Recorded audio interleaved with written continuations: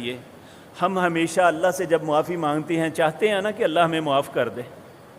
اگر ہم یہ بات چاہتے ہیں کہ اللہ ہمیں معاف کر دے باوجود ہماری بے شمار خطاؤں کے، تو پھر کسی کو بھی معاف کر دینا چاہیے نا، کہ کوئی اگر اس سے غلطی ہو گئی ہے ٹھیک ہے، وہ بھی انسان ہے، غلطیاں مجھ سے بھی ہوتی ہیں، غلطیاں آپ سے بھی ہوتی ہیں، لیکن جب کسی کو معاف کریں یقین جانیے اگر گالی کا جواب گالی دیں گے نا تو وہ 10 گالیاں اور دے گا، اگر آپ تھپڑ کا جواب تھپڑ سے دیں گا تو وہ بھی کوشش کرے گا مارنے کی، اگر آپ درگزر کریں گے تو وہ شرمندہ ہوگا۔ یہ اللہ نے متقین کی نشانی تیسری بتائی، والعافین عن الناس، وہ لوگوں کو معاف کرتے ہیں اور جن کے اندر یہ 3 صفتیں پیدا ہو جائیں۔ پہلی، الذین ينفقون فی السراء والضراء،